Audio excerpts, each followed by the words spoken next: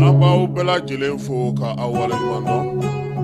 jani sugandi la yasa ka sega aga kuna fonu soro ka to aw sigoro la munu be mali kono munu be mali ko ka munu be ka nye munu be ka la me ka bela jelen fo ka fo ko biye taratai walma otari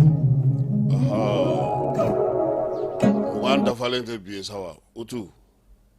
to etle tai ame dugoke ala ka tile hɛrɛ di anw ni aw bɛɛ lajɛlen ma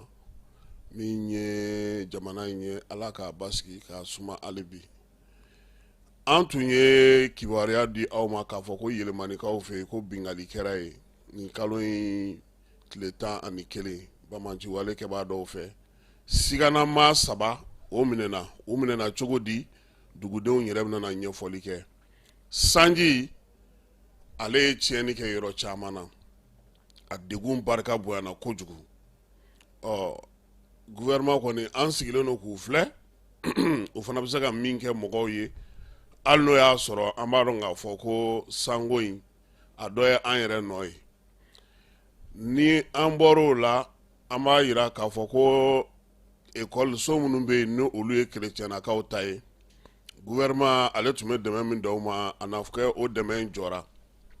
k'a bɛna na ni kɔlɔlɔ ye o hukumu kɔnɔna na sa jamanakuntigi conseil des ministres tɛmɛnen na ale y'a ɲini Shogel Kokala Mayiga fɛ o ka ministre damadɔw fara ɲɔgɔn kan u ka hakili jagabɔ kɛ yanni ale yɛrɛ ka nɛgɛ tigɛyɔrɔ kɛ fanda ye n'an bɔra yen Usubi Janɲakaw fɛ yen a yira k'a fɔ kariti kɔni retrait bɛ ka kɛ ye ka ɲɛ yɛrɛ kosɛbɛ nka degun dɔw bɛ baara la u na u da don la zone dɔ ale kɔni tun b'a fɛ ka muso dɔ fa Kolokani muso in porokotora a bolo o fana taara ta da bɔgɔ jeninen kan polisiw du n'a ka maaw sera ka wuli ka jɔ kɛ yirimajɔ polisiw fana olu fana sera k'u bolo da dɔrɔgu tala dɔw ni karatumaa dɔw kan ale ni Asimi Gakupu fana ndulatiw bɛ senna n'Ala sɔnna a ma nin y'an ka kunnafoniw la kumabaw ye sɔɔni sisan an bɛna na minnu lakali aw ye a bɛ se k'aw faamu cogo min na k'aw to aw sigiyɔrɔw la.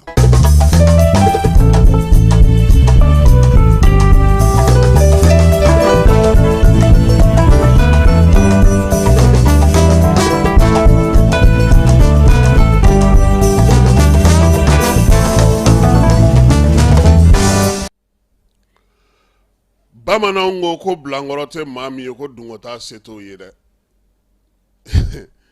fala ye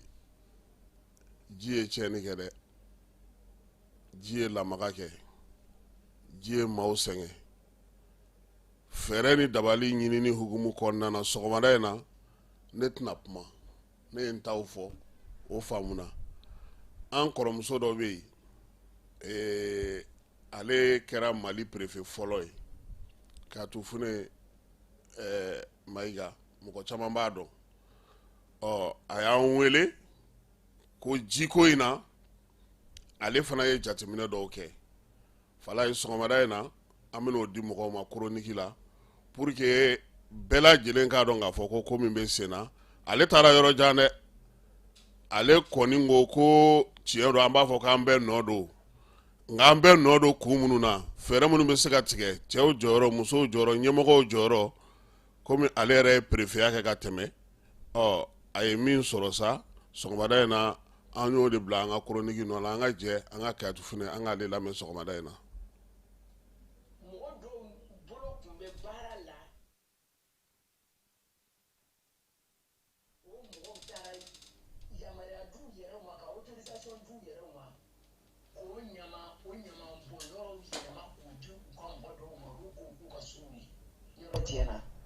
Dugu tiɲɛna jamana nana tiɲɛ bari bi n'i taara Mali yɔrɔ yɔrɔ duguba yɔrɔ yɔrɔ fo ka taa se dugudenninw ma i bɛ taa nin kɔlɔlɔ de sɔrɔ yen madame Si y'a essayé k'a b'a kɛlɛ Bangoninkaw wulila a kama a ma se ka fura sɔrɔ a la wa kabiri ale taara est-ce que mɔgɔ yɛrɛ y'a kɛ i kunko ye wa a kɛra discours de ye an ka kuma service dɔ dayɛlɛla ka ala ma hinana ibe ka to premier ministre ala a service ɲɔgɔn dɔ bɛ alisa ko dugubaw akila kulukɔrɔbow la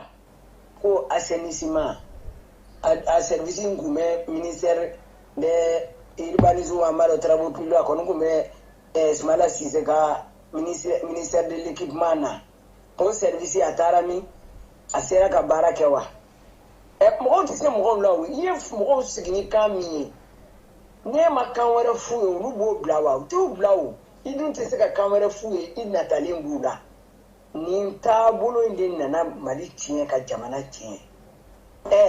fosse caya ni mɔgɔ ka ca ni fosse cayara ɲamanbɔnyɔrɔ ma caya ni fosse cayara adamaden caman a fɔra ye ko bɛɛ k'i sago kɛ min ka nɔgɔ i ma i b'o de kɛ min ka nɔgɔ i ma o ye dingɛ kɔnɔ fosse kɔnɔna in de ye u bɛ taa sudu ye GIE t'a ka baara kɛ GIE karamɔgɔ ni GIE dilannen bɛ mɔgɔ min na o t'a ka baara kɛ ni ma d'a ma e bɛ dɔɔnin di mɔgɔ min ma o tigi b'a da de a kan service d'hygiène sara an ka yaala ka taa mɔgɔw nɔfɛ nin ye karisa ka mɔgɔ ye dɛ a ye hali n'a ye ɲaman bɔ k'a to a ka da la n'i magara a la ka telefɔni bɛ ci ma walima i bɛ bɔ i pilasi la o tigi bɛ taa k'o to Kasim an ka démocratie n'an ka multipartisme a sigi kan de ma ɲɛ ŋaniyaw kun ka ɲi taabolow mɔgɔ bɛ se k'a fɔ ko hakilina kun ka ɲi nka a waleyali taabolo ma ɲɛ tubabuw ko stratégie min élaboré la a ma ɲɛ an kɛra an yɛrɛ ye maliyɛn an kalalen don du ni du kɔnɔ an ɲinɛna ko fadenya bɛ kɔrɔ ni dɔgɔ ba kelen fa kelen cɛman u bɛɛ n'u denbaya bɛ yen fadenya bɛ don u ni ɲɔgɔn cɛ fadenya bɛ don muso fila ni ɲɔgɔn cɛ mɔgɔ kelen muso fila ni ɲɔgɔn cɛ o fadenya bɛ don olu denw ni ɲɔgɔn cɛ ko kuma tɛ cɛ fila de ma maliyɛnw an ɲinɛn'u kɔ an sanfɛmɔgɔw ɲinɛn'u kɔ an taara kɛ ko bɛɛ k'i sago kɛ ni bɛɛ k'i sago kɛ dɔ bɛ dɔ de kɛ ka mɔnɛ don dɔ la mɔgɔ tɛ mɔgɔ la an k'an hakili to o la Kasim ni ɲamanko ni inondation mɔgɔ si tɛ se ka ala ka ji kunbɛn kangari dara an ye météo bɛ kan k'a se kɛ kosɛbɛ mun de kama yanni bi ka se kangari ma dara tuma min wele da kɛra mun de kama an ma se ka wuli an yɛrɛ ma se k'a dɔn k'a fɔ an ka ɲama an kana to a ka taa wulu kɔnɔ tuguni an m'o kɛ bari démocratie nana ni fɛn wɛrɛ ye ko gouvernement de kan ka fɛn bɛɛ kɛ ko Musa Tilela gouvernement m'a kɛ o doni dara an kun an ko mara cɛbɔ baara décentralisation o turu nana da maire kun a se bɛ maire ye o maire b'a kɛ Kasim assainissement baara tɛ se ka kɛ mairie gansan fɛ ni dugudenw yɛrɛ ma u yɛrɛ dilan n'an ma miiri k'a fɔ ko ni yɔrɔ mana saniya ko anw de ka nafa b'a la ni an ka so ma bin ko an bɛ sangaso de jɔ a sanfɛ n'an ka minɛnw ma taa an bɛ minɛn wɛrɛw de san k'an yɛrɛ yiriwa a bɛ se ka don an denw ka kalanni na a bɛ se ka fɛn wɛrɛ se an ma min bɛ an yiriwa ka taa fɛ o kuma ka ɲaman bila jiboli sira la o kɔlɔlɔ bɛ anw kan ka tɛmɛ miiri kan o kɔlɔlɔ b'an kan ka tɛmɛ gouvernement ka mɔgɔw kan an tɛ miiri o la jɔn de bɛ min bɛ kan ka an kalan o la jɔn de bɛ kan ka o hakilina di an ma réseaux sociaux dun ka ca arajow ka ca munna u t'o émission sigi réseaux sociaux dɔw bɛ taa yaala kin ni kin ka taa kuma dɔw lajɛ munna an t'a a lajɛ o la ne kɔni bɛ min ɲini an ka politiki kɛli taabolo yɛlɛma an ka bɔ kuma fu la an ka baara kɛ k'a ɲini jamana ɲɛmɔgɔw fɛ ala de y'a kɛ mɔgɔ m'a kɛ u kana nata mɔgɔ si la ni ala k'u ka san 100 kɛ ala de b'a décider mɔgɔw b'a supporter u ka nata ala subahana wa taala de la u ka nata ye jumɛn ye minnu b'u bila fili la u ka bɔ olu kɔ u ka banaw kolokolo banaw juguya ɲini banaw sɔrɔla cogo min na gɛlɛyaw n'o de y'an ka banaw ye gɛlɛya ninnu sɔrɔla cogo di gɛlɛya ninnu taabolo sera nin yɔrɔ ma k'a kɛ kelebe ye cogo di o tuma u k'a furaw ɲini u ka bisa u ka n'u sigi ni bisuri ye k'i bɛna joli wɔgɔbɛ sen kan sen min ka kan ka tigɛ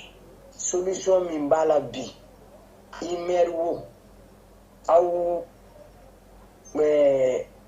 media mɔgɔw wo aw ka sensibilisation kɛ aw ka baara ye an ka bɔ debafuw la an k'a fɔ an badenw ye an k'a fɔ an denmusow ye k'a fɔ an dɔgɔninw n'a mɔdenw ye n'i ye ɲaman cɛ bɔrɔ bi yɔrɔ bɛɛ an k'a kɛ bɔrɔw kɔnɔ an kana ɲamanw bila dingɛw kɔnɔ an kana ɲamanw bila dingɛw kɔnɔ ka bɔ togodaw la ka na bamakɔ fa ka taa an sigi sirabadaw la ka nɔgɔ yɛrɛkɛ nafa si t'a la an bɛ ka an ka togoda yiriwali ni bamakɔ yiriwala togoda kan ka an bɛ bɔ bamakɔ ka taa togoda la ni bamakɔ ma yiriwa nafolo bɛɛ bɛ to bamakɔ dilali la bamakɔ tɛna dilan wa mɔgɔ hakili tɛna jigin togoda kɔ an mana bɔ yɔrɔ min ka taa yɔrɔ wɛrɛ la an kana na n'an sɔn juguw ye an tabiya juguw an taabolo juguw an kana na n'o ye an bɛna yɔrɔ min an k'a lajɛ o ni min ka kan minɛcogo la o ni min ka kan taabolo la an ka tugu o kɔ ne b'o de ɲini mali musow fɛ anw de y'a baara kɛbaa fɔlɔ ye parce que den cɛman den musoman anw de y'u bange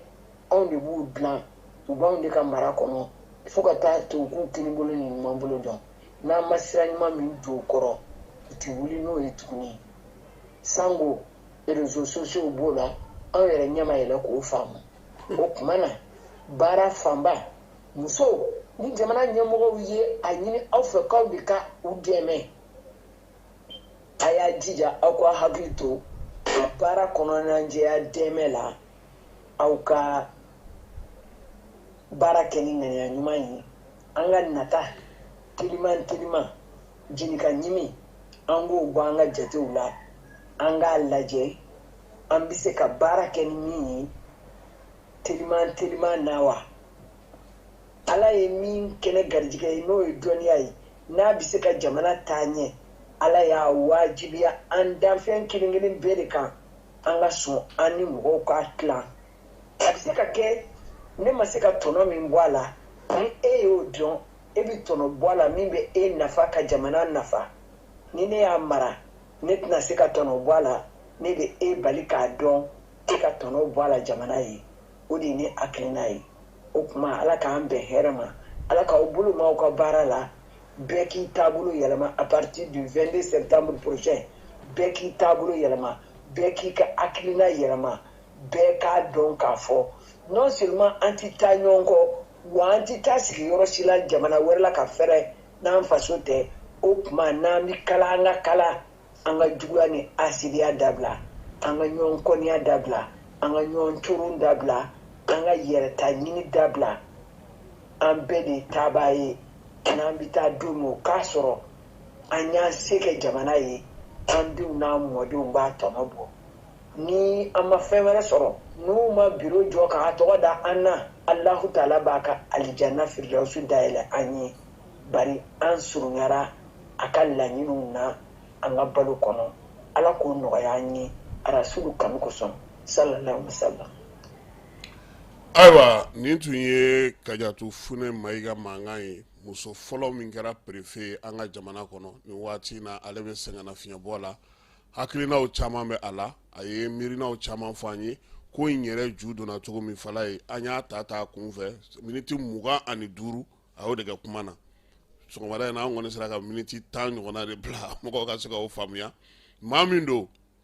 a fɛ baro ka di ne yɛrɛ kuma dɔw la ne bi n da ne n'ale de bɛ baro kɛ fo ne bɛ sunɔgɔ parce que ale fana bɛ wuruji de kɛ a ka ala ko de ka bon kosɛbɛ a bɛ ala ko de la kosɛbɛ a ye min ye administration na aya préfet denmisɛnninw ni sous préfet n'aw gɛrɛla la aw b'a tɔnɔ sɔrɔ parce que a ye min fɔ o de b'ale ŋaniya la dɔnniya n'i y'a da i kelen ma a tɛ foyi ɲɛ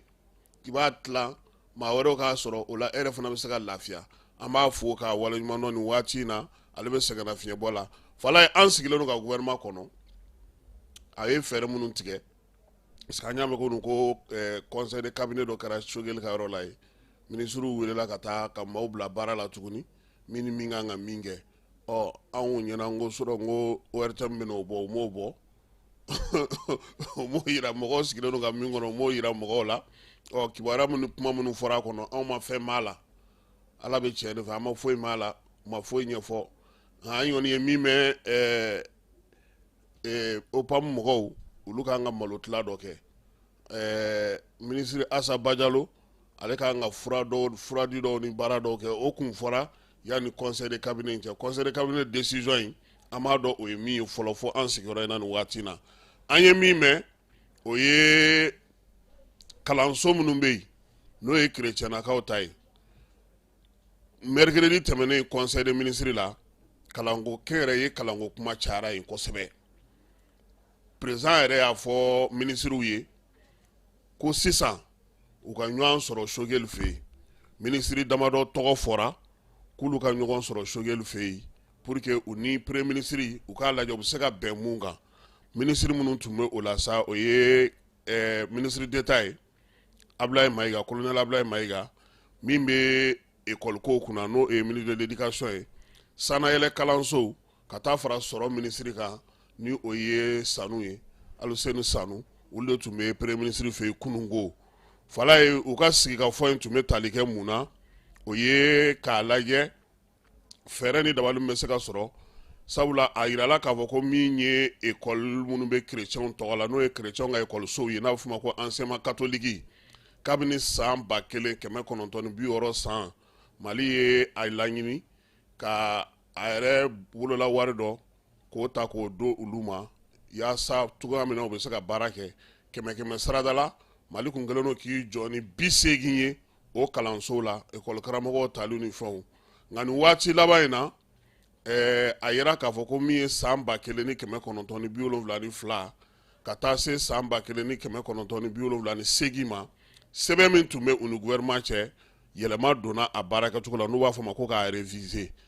sisan fanga ale bɛ ka fɛɛrɛ de ɲini fɛɛrɛ min bɛ se ka sɔrɔ yaasa min ye église catholique bɛ kalanso minnu bɛ olu tɔgɔ la olu école karamɔgɔw ka baara bila ani écoleden minnu bɛ yen n'olu b'o écoleso kɔnɔna na ka fɛɛrɛ ɲini o la premier ministre ko ko olu ye décision ta ka wari dili jɔ kun min kama école ninnu ma n'o ye enseignement catholique ye k'o ye fɔlɔ k'a fɔ min yɛrɛ bɛ yen n'o ye wari yɛrɛ ye n'o bɛ bɔ ka d'u ma a caman fana ma don a dondaw fɛ k'o ka fɔ filanan ye mun ye Mali ye sariya sunba kura ta sariya sunba in kɔnɔna na Sogɛli ko ka laïcité ko kuma b'a kɔnɔ ko yalama laïcité min ko gouvernement k'i tilen jamanaden bɛɛ lajɛlen ye est-ce que o b'u yamaruya olu ka chrétien école k'olu musaka ta k'a sɔrɔ école wɛrɛw bɛ yen an kɔni ye tɔgɔfɛbilaw ye dɛ an fana ka ala an ye cakuru ca sew ye koyi n ko kɔrɛ b'anw bolo Segu ndomo b'an bolo Segu an fana bɛ maaw kalan ye u tɛna dɔn an fana ma de laïcité ko n'o don ko o bi constitution in o b'a to jamana k'i tile bɛɛ lajɛlen ye premier ministre ko nka ko maaw kan ka min bila i kunkolo la denmisɛnnin minnu bɛ kalan kɛ malidenw don u ka kalanko o ye Mali bɛɛ lajɛlen kungo ye président yɛrɛ n'o ye Asimi ye ale yɛrɛ ka sago ye denmisɛnnin si kana kɛ i tɛ kalan kɛ ye Sogɛli ko nka k'o bɛɛ n'a ta la bɛɛ lajɛlen na ko an k'a jateminɛ fana k'a fɔ an ka jamana a bɛ yɔrɔ min na bi ni o ye sɔrɔw ye a ka sɔrɔw tɛ labɔli kɛ sɔrɔ minnu b'a bolo u caman bɛ ka taa kɛlɛkɛ daga de kɔnɔna na yaasa an ka se ka kɛlɛ kɛ ko wa fana ko n'i ye a ko jateminɛ ko min ye Mali yɛrɛ dɛmɛbaga caman bɛ yen olu y'u bolo sama ka bɔ Mali yɛrɛ dɛmɛliko la kɛrɛnkɛrɛnnenya la minnu tun bɛ école yɛrɛ dɛmɛ ni wariw ye ka bɔ yɔrɔ caman fɛ k'o caman tɛ yen tuguni ka wari fana sɔrɔ ka se ka a damakɛɲɛ jamanaden bɛɛ lajɛlen ma o ko fana Sogɛli y'a yira k'a fɔ ko o fana degunba bɛ olu yɛrɛ la bi mais wari min b'u bolo n'u bɛ ka baara kɛ n'o ye o kan ka kɛ de yaasa bɛɛ lajɛlen dama ka kɛɲɛ kuma tɛ jamana yɛrɛ bɛ se k'a ka nafaw sɔrɔ cogo min na ani k'a ka laɲini belebelebaw k'olu timɛ a ko fan filanan na sariya sunba o laïcité ko kuma min b'o kɔnɔ ko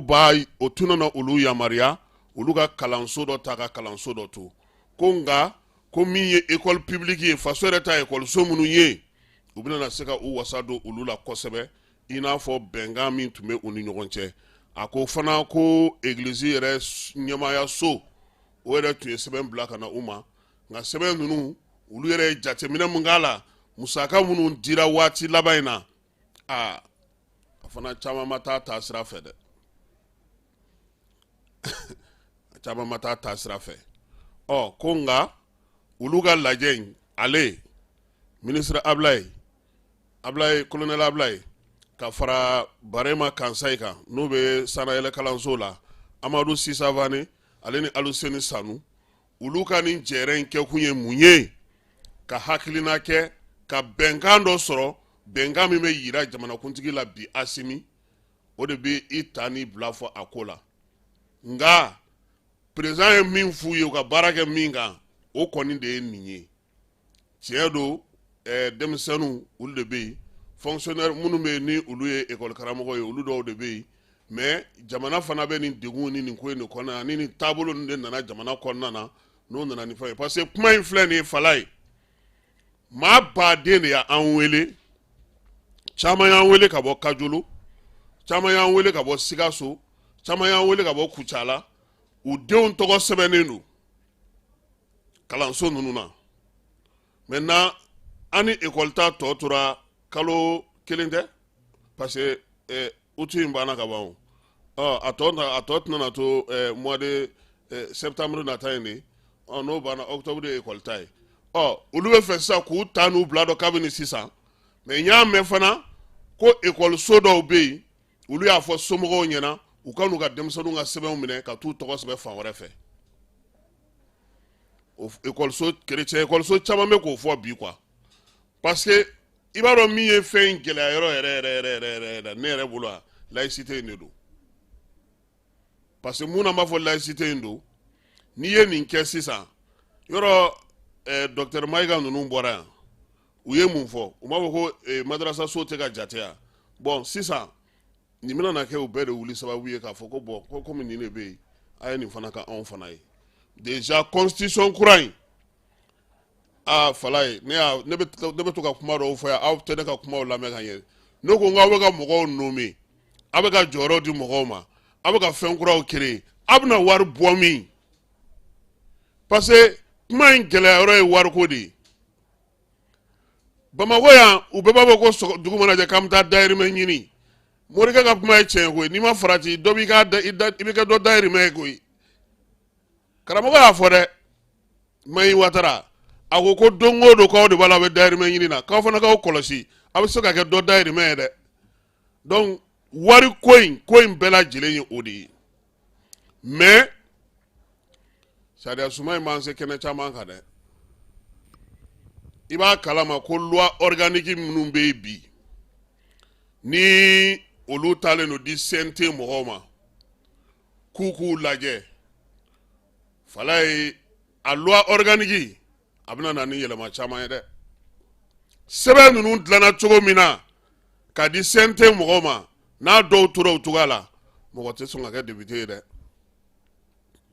i b'a dɔn député ka wari bɛna kɛ joli ye a kɔnɔ kalo o kalo a 750 000 i ka essence b'a la i ka prime de logement b'a la i ka carte d'identité b'a la i ka fɛn bɛɛ a bɛɛ faralen ɲɔgɔn kan i ka wari bɛɛ kalo kelen kɔnɔ 750 000 o de proposé don loi organique kɔnɔ sénateur ni député nataw yɔrɔ o kɔni o ni 2 500 000 ka jan dɛ an tɛ dugawu kɛ o loi ka tɛmɛ o la an dɔw tɛna kɛ député bari de a sera campagne na ka taa juruba ta tuguni ka calcul bɔ min bɛ fana ye fɛnw ye fana a b'a fɔ ma ko fond ninnu minnu kan ka bila ye fana an y'a mɛn k'a fɔ ni président bɔra la tɔw bɛɛ ta fana bɛna tigɛ a bɛ da président dɔrɔn ma président de la république dɔrɔn maintenant i jɔyɔrɔ kɔni kama i ni hakɛ dɔ bɛ dɔnfɛla dɔ bɛ don i ni tɔw cɛ mais wari kɛrɛnkɛrɛnnen tɛ ta ka di calatigɛ jɛkulu ɲɛmɔgɔ ma tuguni a sɛbɛn b'u bolo CNT la han an kɔni ye dɔw puruti a la fanw na sinon i ɲɛ bɛ cakɛda caman na u citɔ don u bɛna fara ɲɔgɔn kan de ka kɛ kelen ye bolofara ninnu bɛ sigi a kɔnɔnaw la yen hali kiiri kɛcogo yɔrɔ ninnu bɛ cour d'assises kɛ san kɔnɔ siɲɛ 2 o bɔra a la o i minɛna i bɛ juger i ye wari suɲɛ foyi ma sɔrɔ i bolo i ka so n'i ka du n'i tɔgɔ bɛ fɛn fɛn na i ɲɛ bɛ permis titre foncier in na titre foncier in kɛ kun tɛ aw ye koyi aw tɛ dɛ ahan u yɛrɛ bɛ ɲɔgɔn kalama o parce que sisan i b'a dɔn ko dɔw minɛna u ka kiiri n'u ka fɛn kɛ u taara dugukolo kɛ ka wari sara fala a kuma cayara dɛ a kuma cayara dɛ donc wariko in de ye ko in yɛrɛ bɛɛ lajɛlen ye an bɛ se ka min fɔ école catholique ta la sɔgɔmada in na o ye nin ye ka kɛ ni ɲɔgɔn ye min kɛra premier ministre fɛ yen Buguni ko kinw ka ɲɔgɔn dan jɛya ko la aw ma wuli o fɛ joona dɛ ji taalen ni dugu ye ka ban a bɛna yɔrɔ jumɛn jɛya tuguni ne bɛ fɛn dɔ y'an ka mɔgɔw bolo yɛlɛko dan don quoi Keba terikɛ de bɛ ka nin baara in fana kɛ tuguni ministre Fɔnba quartier propre entre les jeunes sanji bɛ ka taa n'an ye maa yɛrɛ bɛ yen fɔlɔ kuma tɛ ka t'o propre wa ko Buguni ta kɔni lancement kɛra Bamakɔ yan fana ko lancement fana kɛra Masinakaw fɛ yen kunna sini u ka dɔgɔ la jɛkulu marafatigi dɔw nana moto 4 kan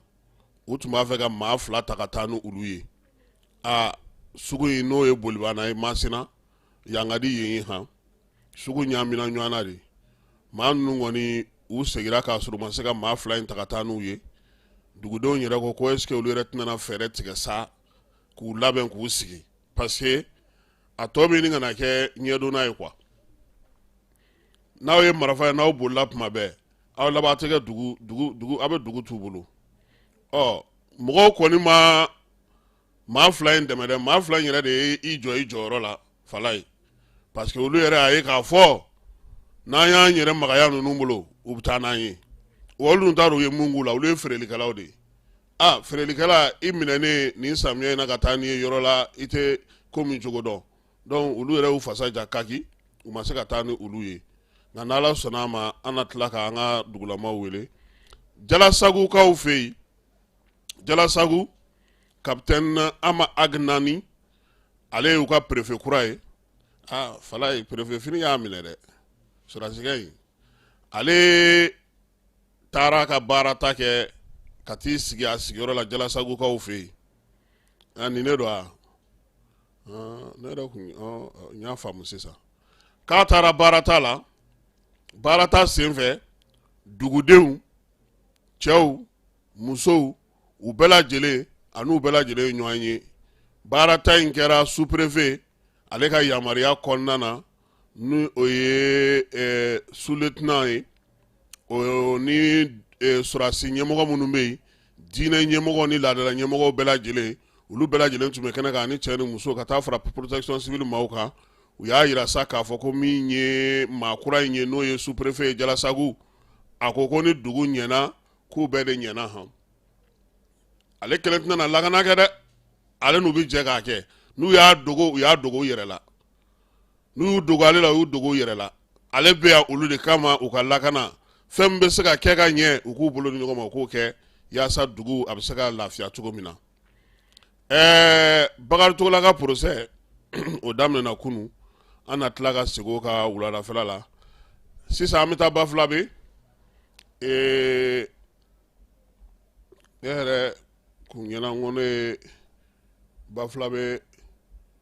ja de ma nka mara la ne a bɛ e bolo ye an n'a kumakan a ja di ma yanni an ka tila kumaw la an na tila ka segin ka na ale kan sabula Fili ale de ye o baaraw kɛ carte biométrique mais fala ye an bɛ min fɔ ɲɛmɔgɔw ye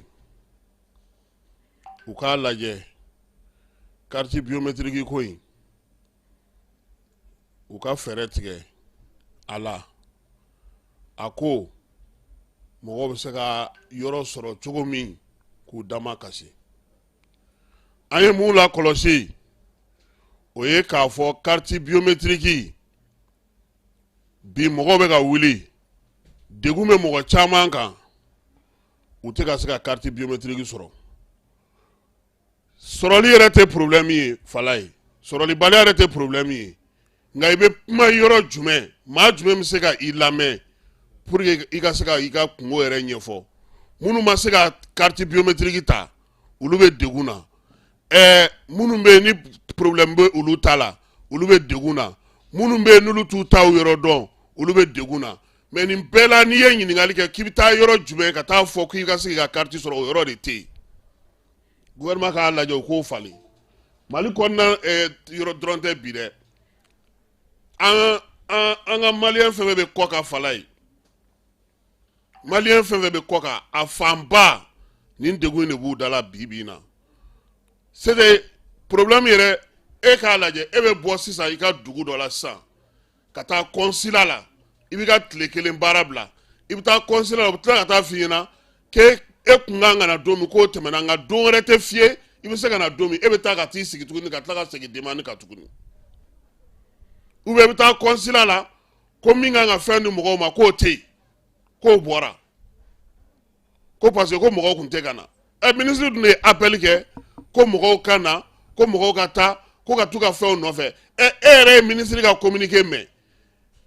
e y'a dɔn k'a fɔ ko mɔgɔw bɛna na wuli ka na aw ye rendez-vous programme ni mɔgɔw ye olu bɛ se cogo di ka bɔ u ka yɔrɔ la ka na k'a sɔrɔ aw tɛ yen k'aw bɛ maliyɛnw kama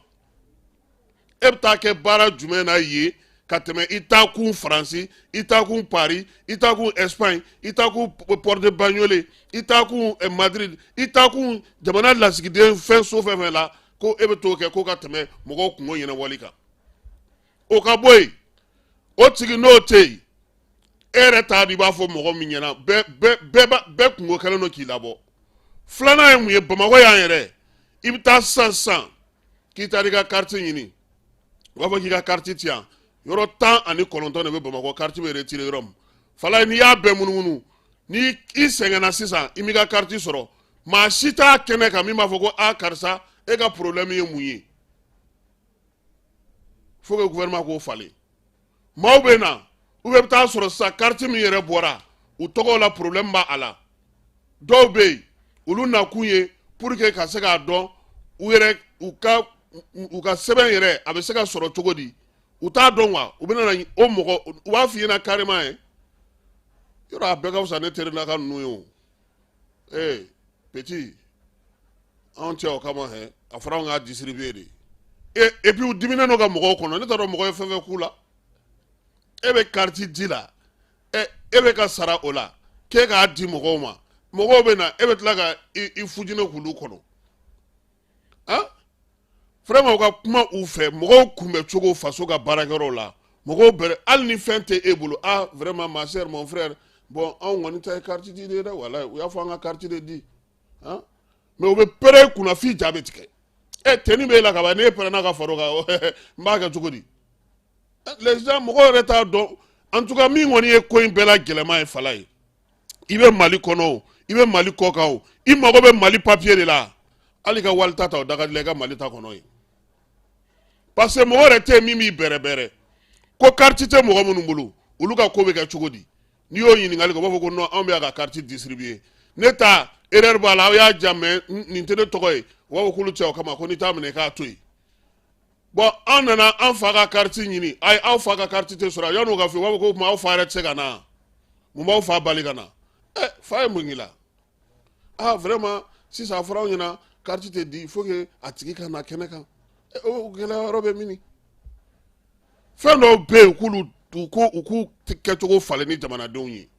en tout cas an bɛ min gɛlɛya u ma u ka mɔgɔw yira yɔrɔw la n'i taara ni gɛlɛya b'i la i bɛ se ka i kungo fɔ mɔgɔ min ye kungo fɔli dɔrɔn tɛ dɛ a ka ta ba la maliyɛn dɔ bɛ Sénégal a y'a ka sɛbɛn don nin y'a kalo kelen k'a yɛlɛma dɔrɔn a tɛ ka se ka ɲɛ sɔrɔ a la kɔnsela b'a fɔ sini u b'a fɔ sinikɛnɛ papiye bilara ka na Bamakɔ a bɛ Bamakɔ wele o tɛ ɲɛnabɔ olu b'a fɔ k'olu t'o baara la ni quartier retraite mais nin ye mun ye ko mɔgɔw saralen nin baara ninnu bɛɛ kama an ka jamana kɔnɔ ne bɛ n yɛrɛ ɲininka souvent an ka taa Usubijaɲa fɔlɔ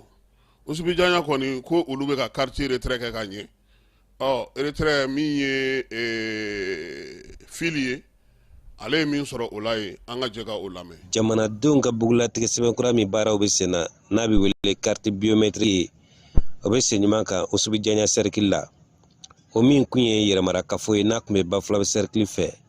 nka ka kɛ ni jamana marabaaw ka marabolokuraw sigilen ye sen kan Usubijaɲa kɛra cercle ye wa a b'a yɛrɛ sɔrɔ ni commune 5 ye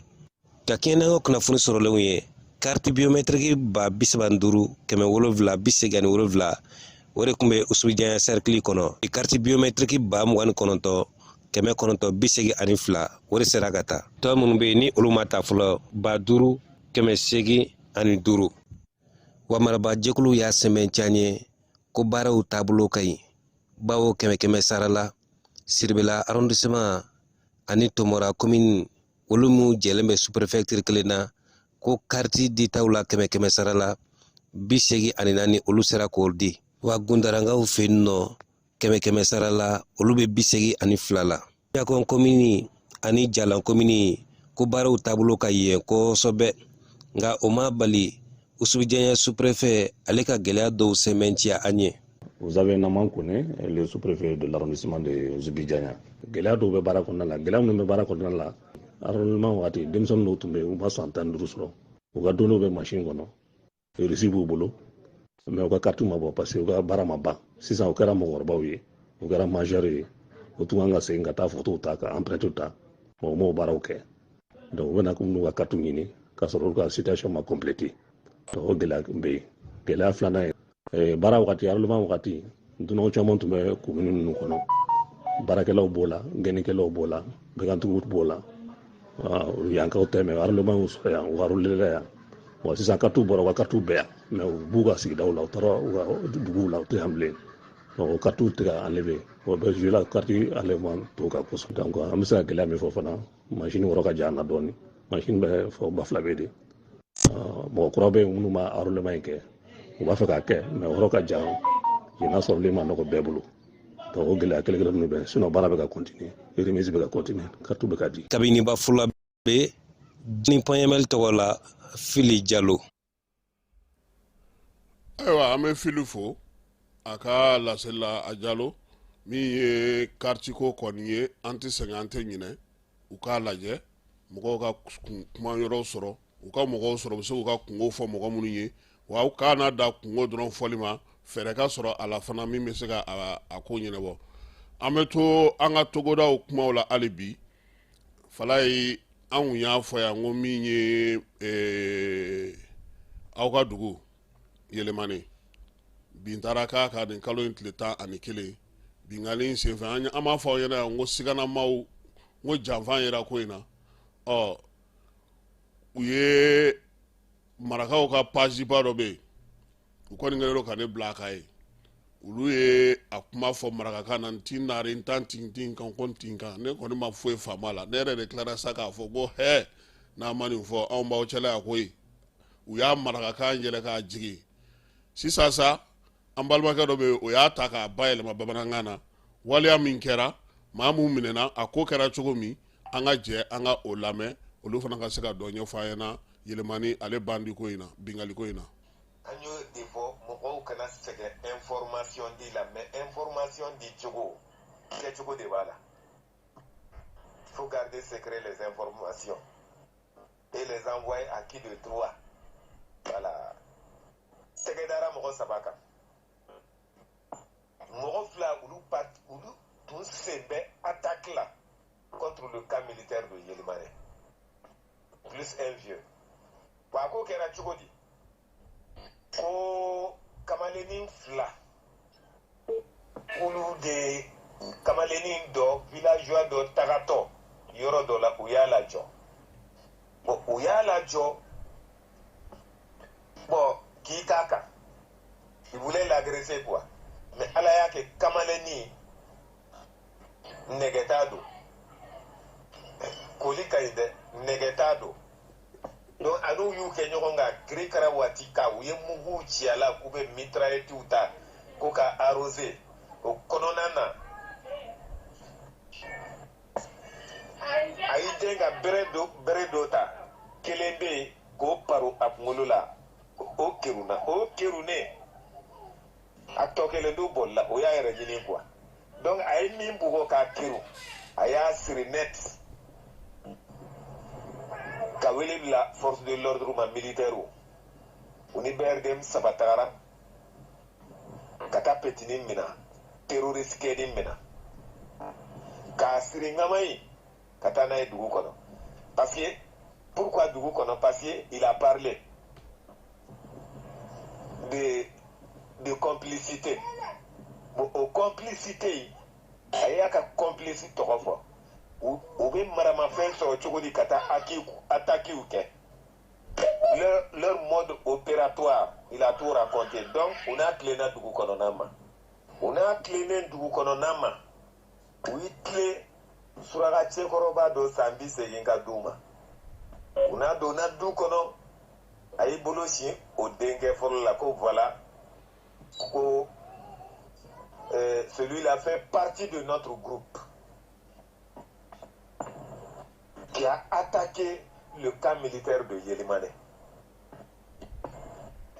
Kara Ushina ko dengue imena, Tchekoroba dengue imena. Toujours segele ou kononana min pour sirila kamaleni fait kamaleni menu tumba peka agressé min sirile unana na du kono. Ako ko dair ko Tchekoroba yere ko na metakala attaque ou là quand bena murufa uta aller de yoro lors de chaque attaque nanye miso amena ka tigeta dama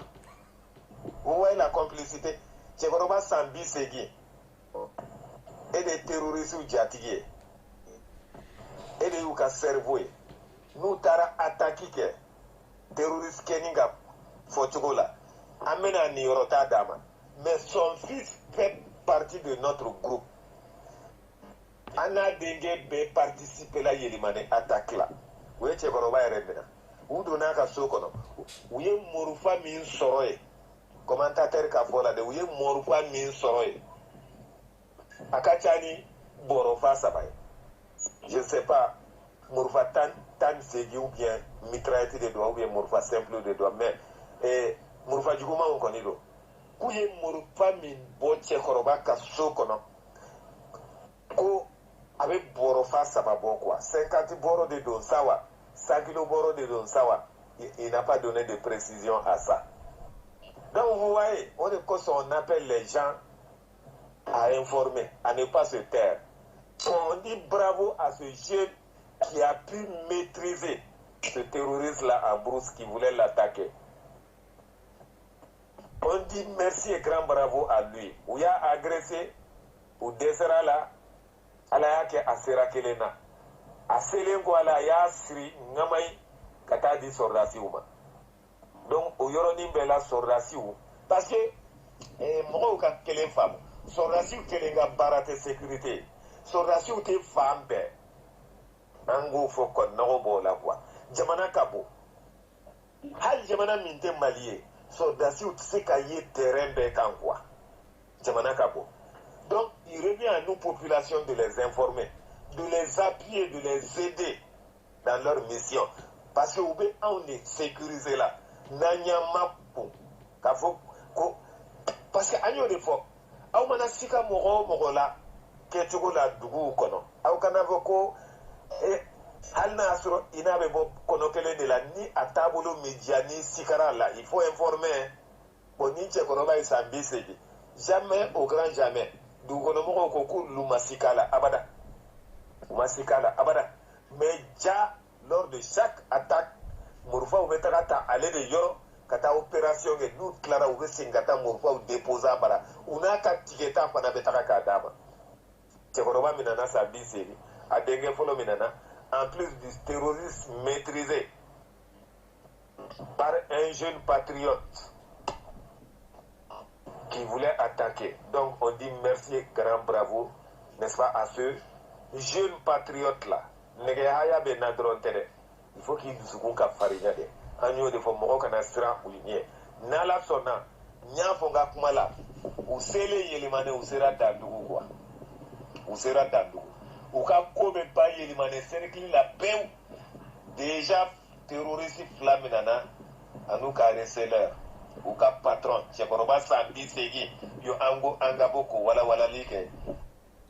Voilà, aw bɔra ka o walawalali kɛ a faamuna an yɛrɛ b'a aw fo aw ka laseli la ni ka marakaw bɛɛ lajɛlen fo min ye yɛlɛmanikaw ye k'u bɛɛ lajɛlen fo ka préfet sous-préfet ni dugutigiw bɛɛ lajɛlen k'an b'u bɛɛ lajɛlen fo k'Ala k'u kisi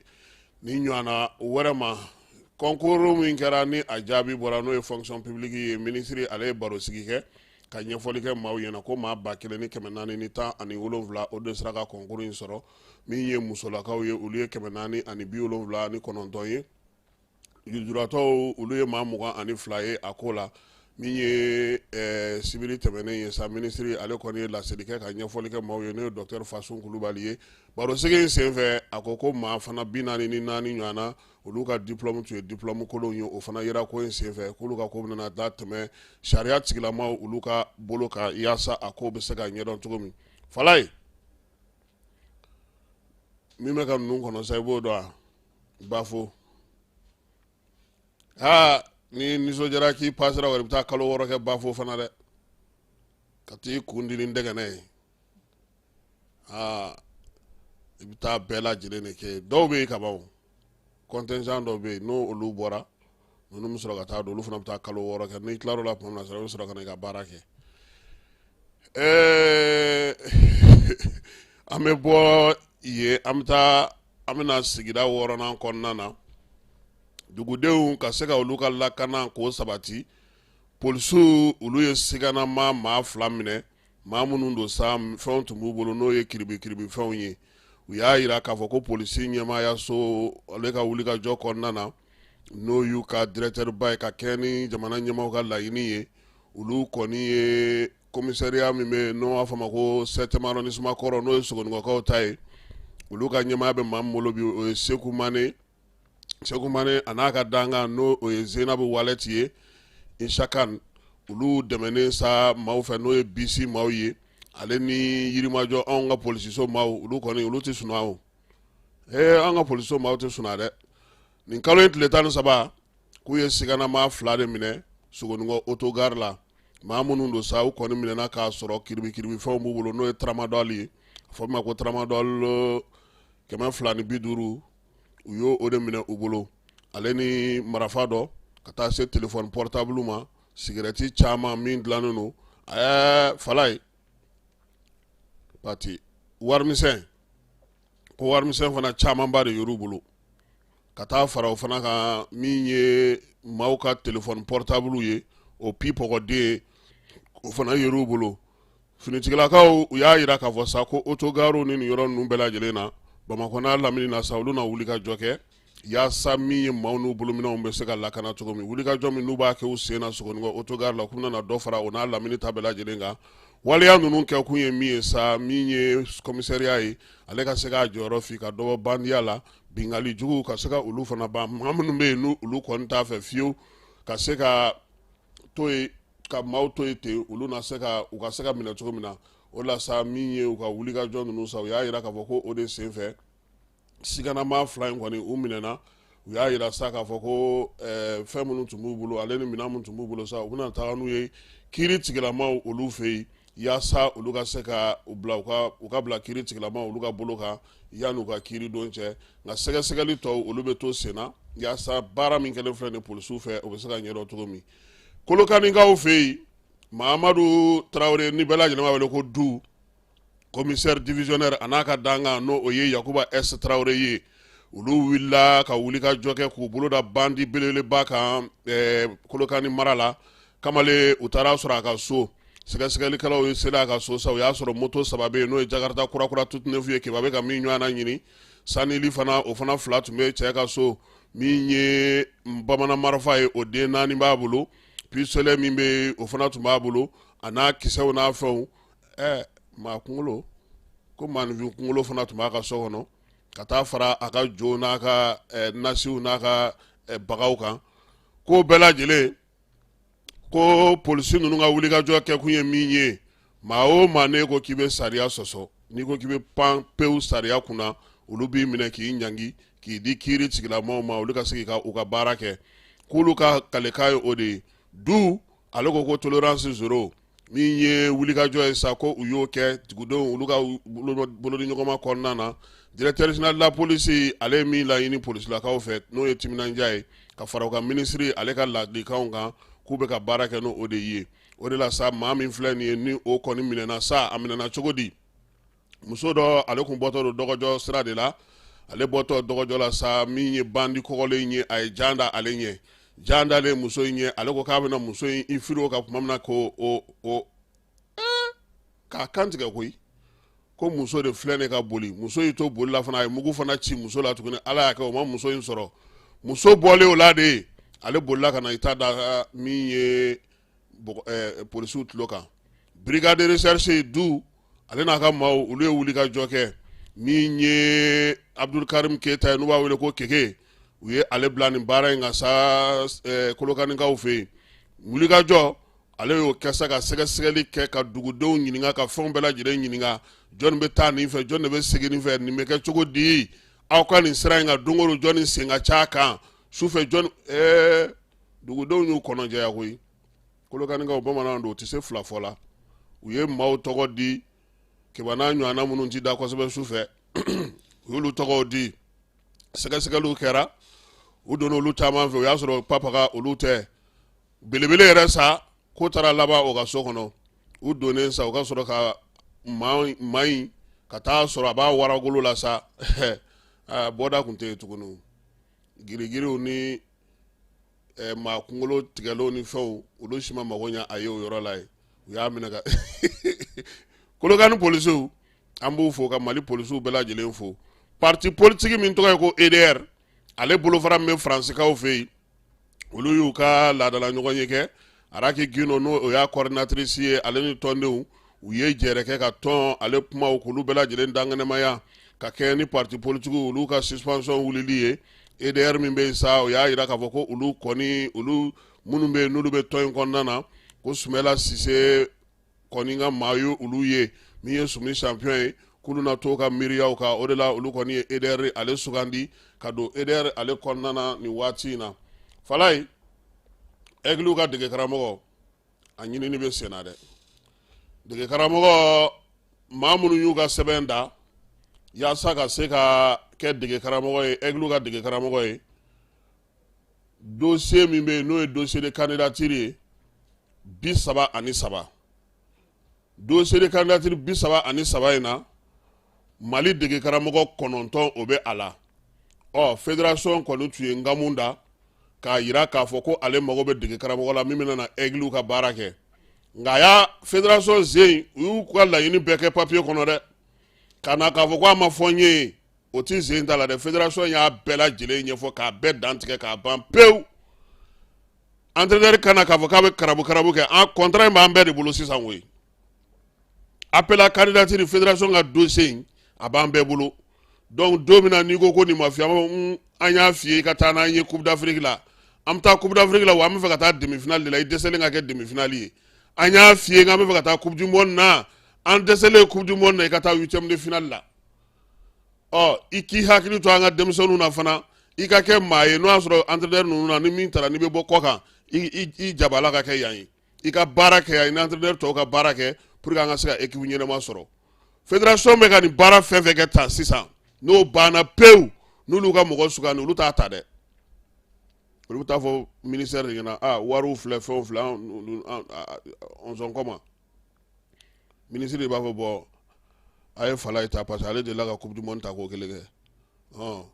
mais a ye Keba to yen parce que hali carré kɔnɔ ballon ale tɛ se ka mɔgɔ lagaye mais Falaye ala k'an tulo don kibaruya duba na parce que Aigle na waati setɔ don kalo kura tɛ yan an kan ka jouer yan entraîneur yɛrɛ t'an bolo kuma tɛ ka taa joueur fara ɲɔgɔn kan fɔlɔ an ka dugawu kɛ ala k'a bɛɛ lajɛlen ɲɛ ka d'an ma ko Joliba ale Ligue des Champions na